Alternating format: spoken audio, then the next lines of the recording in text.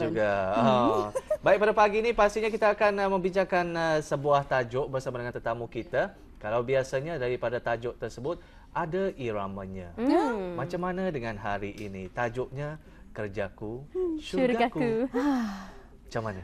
Ini saya ambil sebagai satu cabaran.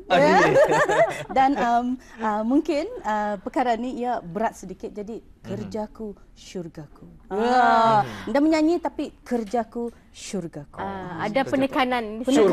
Syurgaku. Tegas, mesti ada ketegasan. Itu yang cantik tu. Jadi itulah mengalun. Biasanya kan rumahku, syurgaku, tapi betul. ini kerjaku, syurgaku. Betul. Baik. Makasih Syarizan dan juga Sarina. Lama anda berjumpa. Lama anda berjumpa. Berjumpa juga harian ya. Tapi kini bersua dan terubatlah rindu saya. Kalau tadi Syarizan memperkatakan mengenai dengan biasanya kita ni mendengar rumahku, syurgaku. Tetapi ani kita ni mendengar kalian ni kerjaku, syurgaku. Tegas toh? Tegas, mesti tegas. Kerana memanglah kita ni mau macam rumahku, syurgaku, kita ni kembali ke rumah itu dengan keadaan yang kita ni senang dan suka untuk tinggal di rumah itu, hingga kita ni mau lagi keluar daripada rumah. Begitu juga dengan kerjaku, syurgaku ni, sebabnya tempat kerja adalah kira rumah kedua untuk kita ni. Betul. Dan apa tu, di dalam konteks kerja kita ni itu mempunyai keluarga kita ni. Di dalam sesebuah organisasi, sama ada ia adalah sebuah kementerian, jabatan, bahagian ataupun unit, walaupun ia damit, tapi ketania tu kirakan satu keluarga. Satu keluarga. Dalam konteks ketani bekerja itu adalah rumah kedua ketani, dan orang-orang yang di dalam bahagian ketani ataupun jabatan apa adalah satu keluarga ketani. Macam itu. Jadi kerjaku, syurgaku ni sebenarnya saya bawakan hari ini kerana banyak ketanian masanya anugerah cemerlang perkhidmatan awam, KKC. Jadinya saya ingin membicarakan kerana kepentingan sebenarnya kerjaan ni kepada ketani. Ada orang sebenarnya kerajaan ni pulang rumahnya nombor 1. Ini bukan pulang ketani kan melarang. Bila waktunya kan di rumah tu. Iyalah tu. Jadi mesti ketani pandai menyeimbangkan di antara rumah dan kerjaan ni. Kerana ketani ni berkeluarga.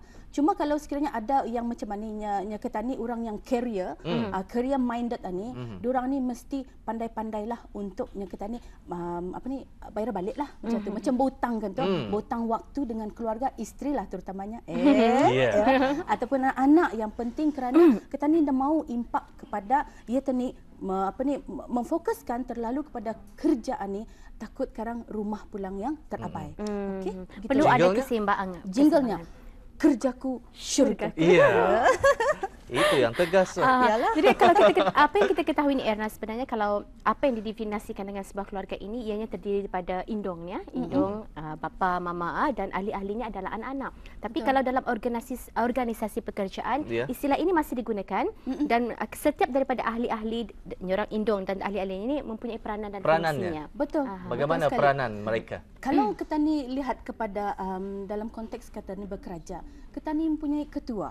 Di bawah ketua tu kadang-kadang ketua ni bukan pengarah lah kira yang paling tinggi kalau dalam kementerian lain lagi tu dalam satu jabatan lah, dalam satu jabatan lah saja contoh yang kecil lah kita ni ada pengarah, kemudian ada penolong-penolongnya, dan di bawahnya adalah pegawai-pegawai dan juga kaki tangan. Betul. Tapi perlu kita ni ingat bahawa peranan seorang ketua ni sebenarnya adalah penting.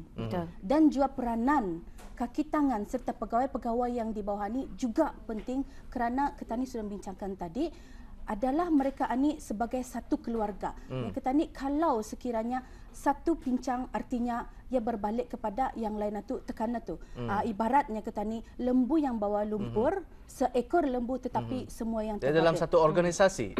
Dalam satu organisasi, dalam satu jabatan. Jadi sebagai ketua ni adalah penting. Ketua ni kita ni sekarang ni suka kalau ketua ni bukan saja setakat ni menjadi seorang ketua, tetapi ia juga pandai memimpin orang-orang yang di bawah jagaannya. Artinya sebabnya kita ni melihat kalau bagi saya sendiri seorang ketua ataupun seorang pemimpin ni adalah ulil amri. Artinya diorang ni ulil amri di dalam sesebuah organisasi. Jadi bizurang ni perlulah untuk kita ni hormati dan perlulah untuk kita ni menerima arahan mereka, kerana apapun arahan mereka itu semestinya untuk kebaikan jabatan ataupun bahagian berkenaan. Cuma dan juga ada dalil ni tentang kewajipan taat kepada pemerintahan ni, saya kongsikan barangkali dari surah An-Nisa, kira-kira bermaksud, hai orang-orang yang beriman, taatilah Allah dan taatilah Rasulnya dan ulil amri di antara kamu. Dan hadis yang mengatakan cemanya daripada riwayat Muslim beritahu, barang siapa yang keluar dari ketaatan kepada pemerintah ataupun ketuanya katanya pemimpin dan memisahkan diri dari jemaah iaitu kaum muslimin, lalu ia mati, maka dia mati dengan kematian jahiliah. Jadi di sini kita ni nampak bahawa pentingnya kita ni untuk menghormati, mentaati arahan yang diberikan oleh ketua kita ni, tetapi arahan berkenaan adalah untuk kebaikan kita ni. Jika sekiranya selama mana arahan itu demi kebaikan dan bukannya untuk kemungkaran, kita ni wajib perlu taat, perlu kita ni taat. Tetapi kalau ia kemungkaran, itu adalah yang kita ni boleh kita ni melawan. Tapi kalau melawan ni karang beriwatir aja, bukanlah. Lawanlah secara berhemahnya kita ni. Kita ni bukan lagi kanak-kanak. Kita ni warga kerja Brunei Darussalam. Kerjaku syurgaku. Itulah yang cantiknya. Begitu bersemangat, macam peraduan syarahan kelihatannya. Jadi secara langsung telah kita ni ketahui apa peranan ketua dan juga apa peranan pegawai serta kaki tangan. Dan ingin kita mengetahui juga ni, memaham supaya kita ni orang sama-sama lebih bermotivasi, lebih produktiviti dan lebih inovasi dalam melakukan apapun tugas sana. Kenapa perlunya ketua yang bijaksana dan adil pada kepimpinannya? Saya suka kepada soalan ni. Jadi selepas ni kita ni memang berdua. Syarizan biar sana. Sebenarnya ketua ni kadang-kadang dilihat lain dari segi seorang pegawai dan kaki tangan yang lain melihat kepada seorang ketua ni dari pelbagai perspektif yang kita ni. Tapi seorang ketua ni perlulah, saya ingin sini ada ciri-ciri kepimpinan yang mana saya suka kepada adanya yang beritahunya seorang ketua ataupun pemimpin perlu tabah dan cekal. Ini saya petik sedikit. Seorang ketua ataupun pemimpin perlulah sentiasa bersyukur kepada Allah dan reda kepada takdir. Dan juga seorang ketua perlu sebenarnya untuk saya suka ni dengan ni sebab itu saya mengkongsikan seorang pemimpin itu perlu kepada kesediaan untuk dikritik, disindir, kehilangan kawan dan juga menjadi tidak popular. Artinya siap siaga kita ni. Tetapi ini adalah demi kita ni punya amanah yang sudah kita ni diberikan, dan demi amanah yang kita ni sebenarnya kerajaan ni sebenarnya kita ni perlu melihat ianya sebagai satu ibadah. Jadi ketua ataupun pemimpin yang bijaksana ni dan adil adalah perlu kerana untuk membentuk pegawai-pegawai dan kaki tangan di bawah ani. Yang ketuanya kita ni yang bisa ni adalah yang mendengar. Bukan saja yang mengarahkan, menggunakan kuasa yang saya ada. Kamu buat ani, kalau tidak saya tidak akan menyain cuti kamu. Bolehkah kita ni macam kalau saya sebagai pegawai yang dikatakan sedemikian, saya akan merasakan apakah kesalahan saya. Sedangkan Tuan dah pernah membimbing saya, tetapi biasanya itu adalah bisikan-bisikan hati. Ya kita ni payah juga bercakap. Sekarang ujung-ujungnya ini lagi kan prestasi lah sebenarnya bulan September. Jadi anukan macam takutlah orang ni kan memberitahu. Sebenarnya kita ni sebagai seorang ketua ataupun pemimpin dah semestinya kita ni memakai kuasa yang ada tu. Kita ni pakai tetapi dengan cara berhemah dan juga mendengar. Tegas satu dah semestinya kasar. Bukan tegas. Kedekawan ni. Jangan macam tu. Keluar kedekawan ni. Anda boleh macam tu. Artinya kita ni perlu sebagai seorang pemimpin ni mendengar apakah sebenarnya cabaran-cabaran. Kadang-kadang bila orang mengeluh.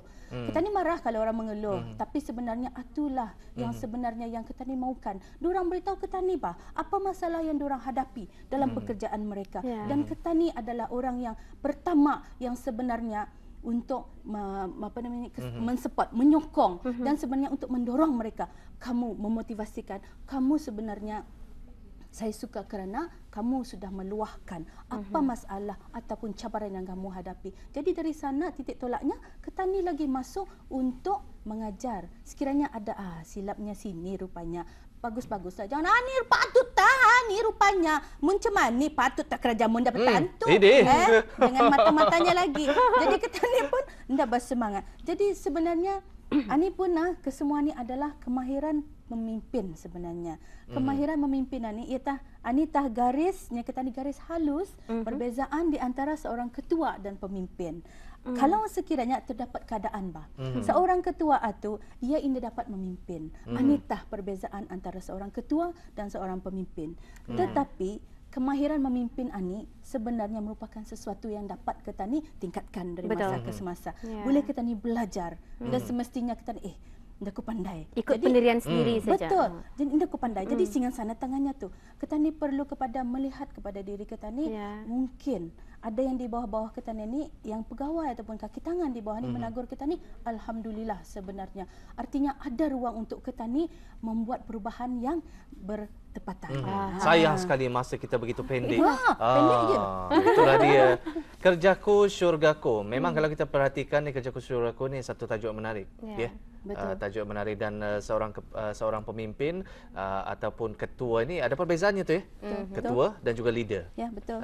Bos dan juga leader. Ataupun leader ni leader. Bos versus leader. Ya. Ada perbezaannya tu sedikit. Ada. Kalau Dato' Osnya bos. Mana ada leadernya, mana ada cuma tu. Tapi sebenarnya garis halus perbezaan itu adalah inilah, adakah seorang ketua tu boleh memimpin? Itu tentu. Sebabnya untuk memimpin ni kita ni perlu kepada kepercayaan itu perlu ada kepada pegawai-pegawai dan kaki tangan di bawah ni. Baik, satu soalan daripada pendengar pemanggil kita, penonton yang bersama kita. Tadi dia mengatakannya dia sebenarnya taat kepada ketua, tetapi oleh kerana sesuatu sebab yang tidak memungkinkan untuk tugasnya ataupun sakit perut dan sebagainya yang tidak memungkinkan dia melaksanakan tugas. Jadi macam mana kalau perkara tersebut tidak diberikan kelonggaran, tidak ada diberikan apa cara yang wajar untuk peluang oleh ketuanya? Sebenarnya anitah kesilapan seorang ketuanya, kita ni perlu mendengar. Kalau sekiranya dia sudah memberitahu kita ni perlu berhemah, kita ni perlu bertolak ansur. Kerana betul, bekerja sama ani adalah ditekankan dalam organisasi untuk mencapai kecemerlangan. Jadi kita ni ia sudah dengan ikhlasnya beritahu saya ndak dapat. Baik, sudah kubu jujur. Baik lagi ya jujur. Saya ndak dapat bekerja hari ini, sakit parutan ni macam tu. Jadi sepatutnya seorang ketua tu ianya banyak macam ni sajanya ambil MC.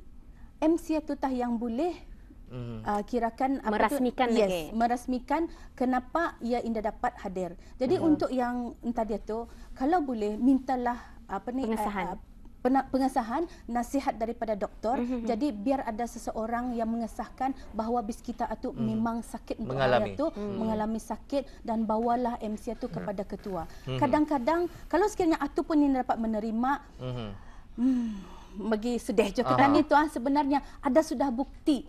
Ada sudah bukti berkenaan. Jadi kalau bolehlah berundinglah dengan ketua ni dengan cara yang baiklah macam itu. Kadang-kadang memang awal-awal yang dah menerima, tapi kita ni lihatkan bukti yang telah. Cukup bersemangat. Kerjaku syurgaku.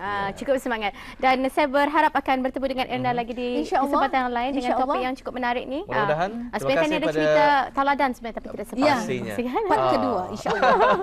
Terima kasih kepada Yang Mulia dan Dawati binti Haji Mahir, Pegawai Pembangunan Masyarakat Jabatan Pembangunan Masyarakat Kementerian Kebudayaan Belia dan Sukan. Jumpa lagi. Assalamualaikum. Waalaikumsalam insya-Allah.